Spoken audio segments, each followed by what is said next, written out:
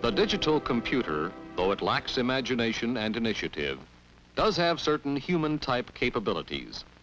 It can read instructions and data. It can retain what it reads. It can execute instructions.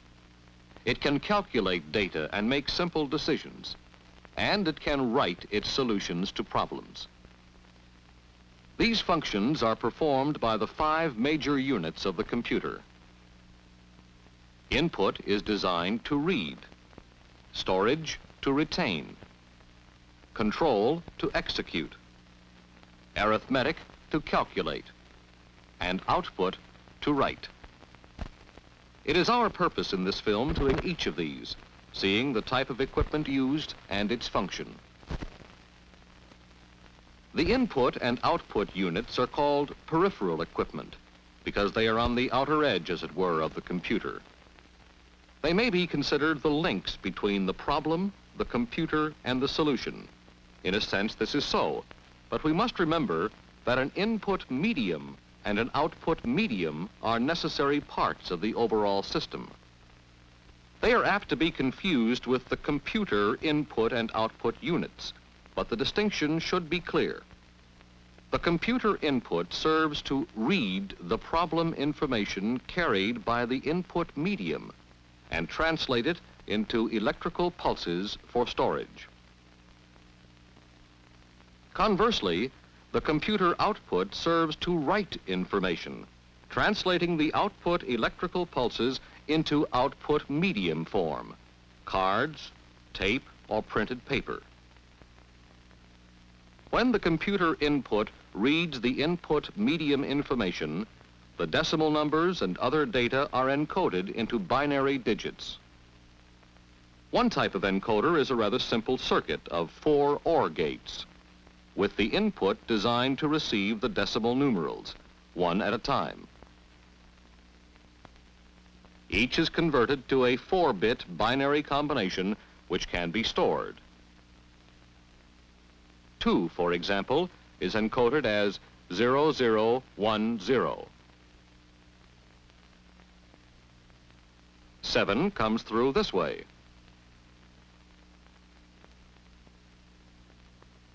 Zero input does not have to go through the gates. The output will be 0000 when there is 0 input. The problem information, instructions and data, is carried by the input medium. Punched cards, punched paper tape, and magnetic tape are the usual forms of the input medium, with a manual keyboard as an input device that may also supply information if necessary. The keyboard is used principally for checking the computer operation at various points in the processing of a problem, and for making special insertions, such as new data or revised instructions. The speed, of course, is slow, only a few digits or letters per second. Card reading devices can absorb the data at rates of many thousand bits per second. These may be fed direct to the computer input, known as online operation of the reader, or the data may be transferred onto tape for faster input to the computer. Incidentally, the first use of punched cards in industry was in the year 1800 for programming the weaving of patterns in rugs and carpets. Punched paper tape, too, can be read into the computer at high rates. The first use of punched tape was to accumulate telegraph signals for rapid transmission, invented by Samuel F.B. Morse himself over 100 years ago. Magnetic tape has enormous capacity and operates at very high speed. One reel can carry the data punched into 33,000 cards and can put over 500,000 bits per second into the computer. At that, it cannot usually come up to the rate at which the computer processes the data. This means that input reading rate and output writing rate may, in some instances, control the overall speed of the system. For this reason, magnetic tape is also used as the output medium to extract the solution as quickly as possible. When speed is not so important, the output may punch the data into cards or paper tape. The electric typewriter used for input may also be used to print out the solution in human language. Its best speed, however, is about 15 characters per second, which is far too slow for voluminous data. High-speed printers have been developed for use with computers and output media. In this one, the numerals and other characters are on a moving chain.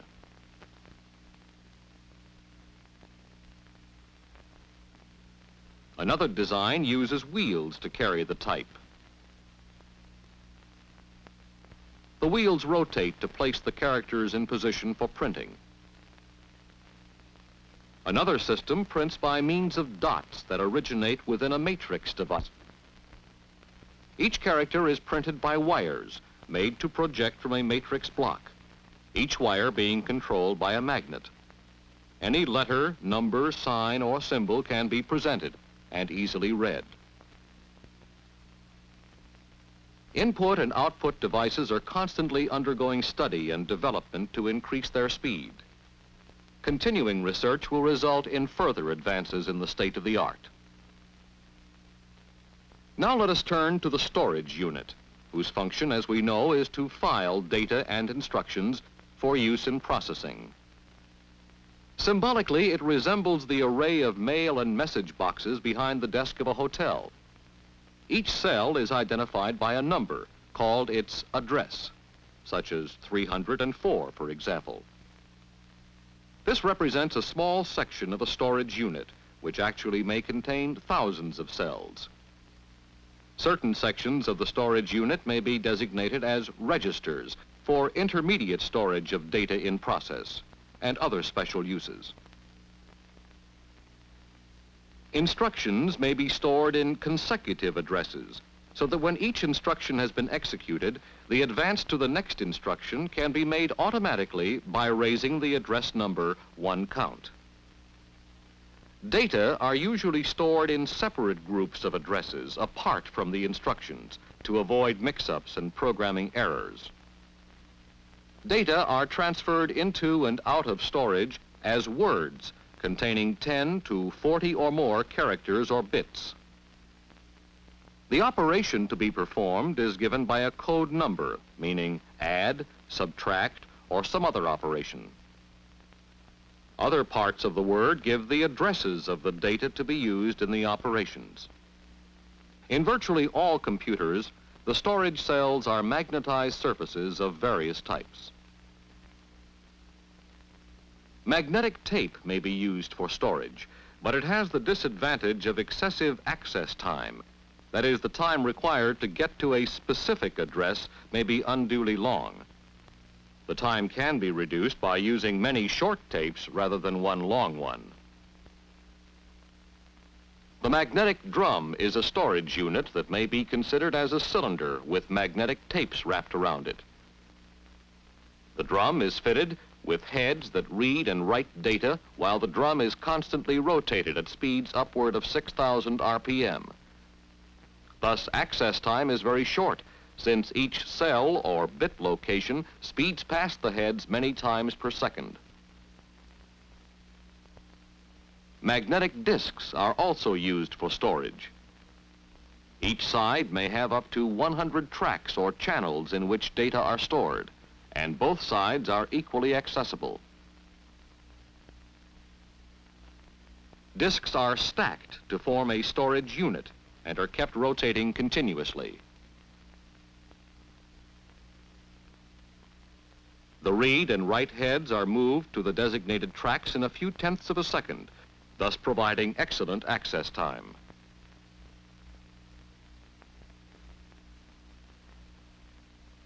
Since the access time is virtually the same for all addresses, they can be selected at random, which gives this type of storage its name, random access. In contrast to moving or dynamic types of storage units, computers may use static types.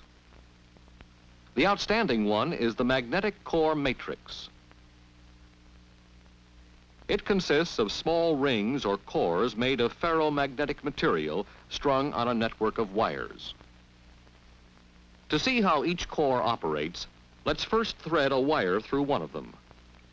The core's ability to store data is based on the fact that a pulse of current will magnetize the core to saturation, the polarity depending on the direction of the current. Binary 1 can be associated with one polarity, and binary 0 with the opposite polarity. Thus, binary data can be stored in the core. It holds the 0 or 1 magnetization until a reverse pulse switches it. A sensing wire is used to read out the state the core is in, 0 or 1 at any given time. A pulse of current in this direction will now switch the core's polarity, and the change of magnetic flux induces an output voltage or signal in the sensing wire. With the core in the 0 state, another pulse in the same direction will not cause it to switch, because the 0 polarity is associated with this current. Therefore, there is no output signal. Thus, when the core is pulsed this way, the absence of an output signal indicates that 0 was stored. Conversely, the presence of an output signal indicates that 1 was stored. Incidentally, since a 1 bit is lost when the readout process switches the core to 0, it is usually restored by putting a pulse on the output wire.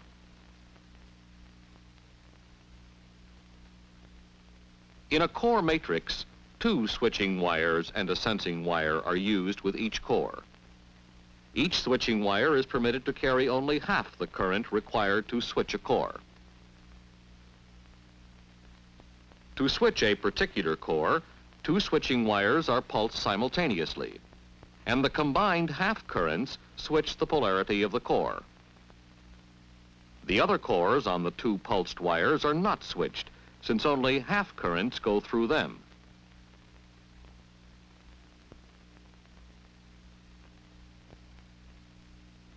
Core matrix storage has the advantages of instantaneous access to all addresses, no moving parts, no wear, and consequently, a high order of reliability. Its incorporation in a specific computer depends on the performance requirements.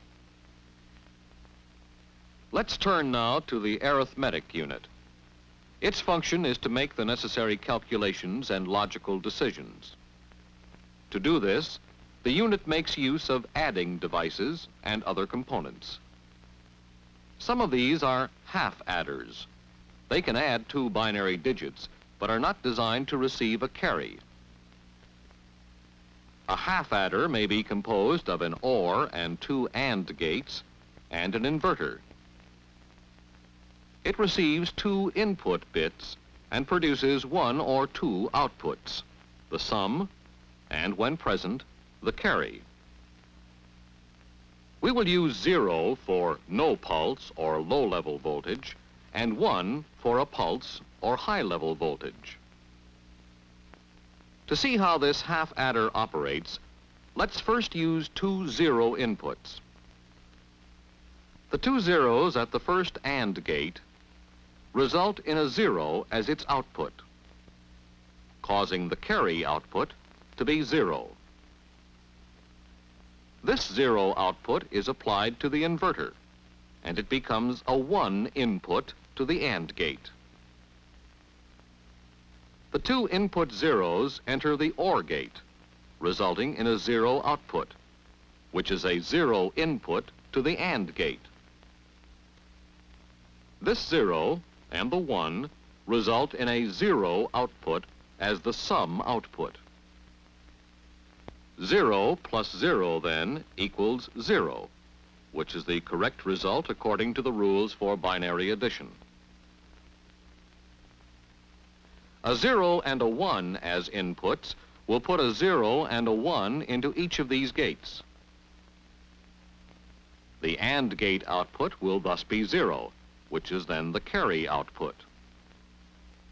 the inverter changes the 0 to 1.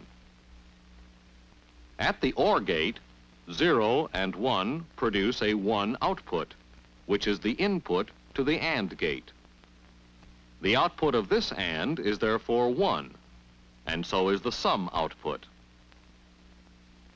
Thus 0 plus 1 equals 1, and the addition rule is observed. You might note that reversing the inputs would make no difference, since both of them enter both input gates. With both inputs 1s, there will be a 1 here and a carry 1 output. Because of the inverter, there is a 0 here. With 1s on the OR gate, there will be a 1 here and here. Therefore, the output here must be 0, resulting in a sum of 0. Thus, 1 plus 1 equals 0 plus a carry, that is, 1, 0, again conforming to the rule. For subtraction operations, which require complements of numbers, the half adder is used without its carry output. Complementing is inverting the bits. The number to be complemented is put in, along with a train of single pulses called the clock pulses of the computer. With 2 1s as inputs, the sum output is 0. This is the complement of the input digit. A 0 and a 1 entering together will result in a 1 output, the complement of the input. Thus, each bit is reversed as required. A half adder may also be used to show whether two numbers are identical. If the two input bits of a pulse interval are the same, either 0s or 1s, the sum output will be 0 by the rule. Therefore, as the words go through, a continuous sum output of 0s shows that the numbers are identical. If the inputs are not identical, 1s will appear in the output. This is how identity is determined by the arithmetic unit. In addition to half adders, the unit contains full adder circuits. A typical one may be composed of 2 half adders and an OR gate. The third input is used to accommodate a carry from a previous addition. The full adder handles any combination of input digits.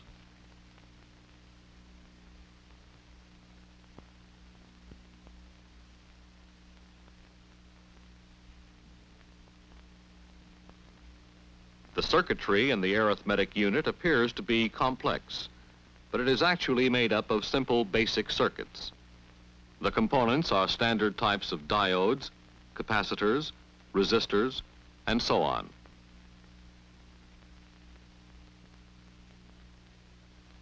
Now the control unit, the nerve center that makes the computer operate by automatically selecting instructions, interpreting them, and causing them to be executed. Time is a key factor in control, for sequencing, for clocking in millionths of a second, and for cycling. The cycling involves two operations, instruction and execution. These are performed alternately and continuously throughout the problem-solving process.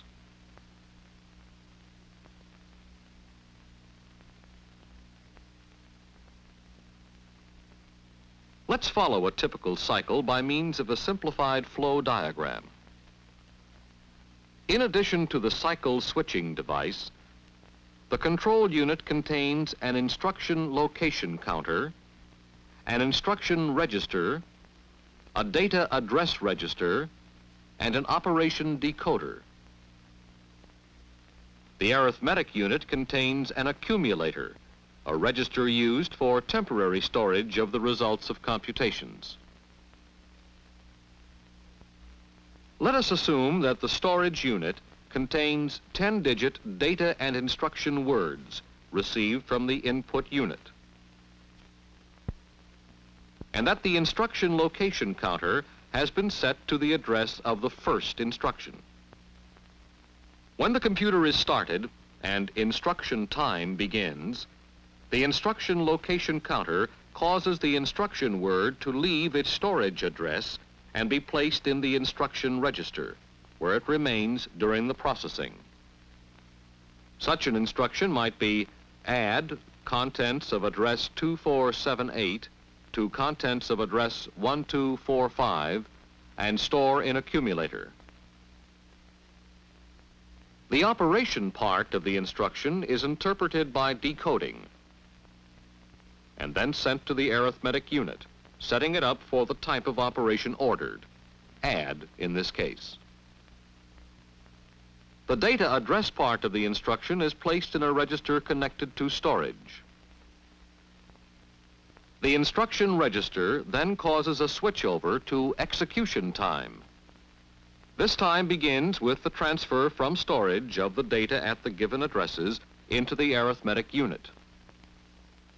The computation is done, and the result is stored in the accumulator as instructed.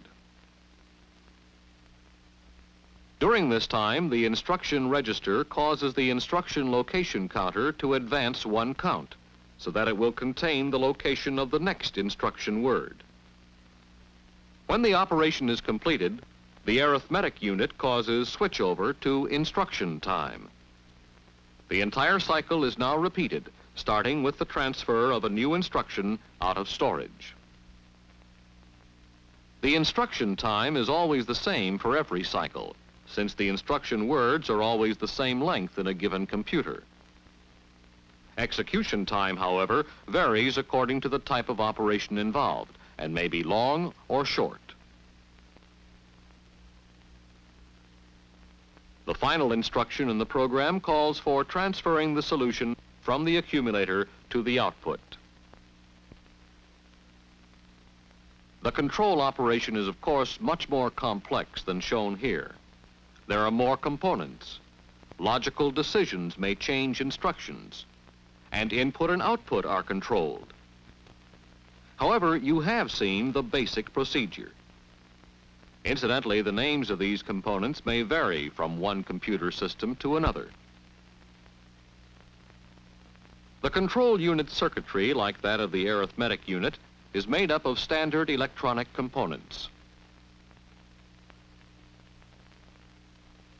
If trouble develops in any unit, success in finding the source lies in an understanding of the logic design and the ability to interpret a logic diagram, rather than in trying to trace through circuit schematics.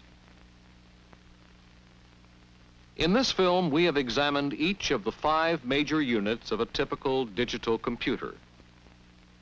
We also saw how some of the computer operations are accomplished, and how operation is based on 2 processes, instruction and execution.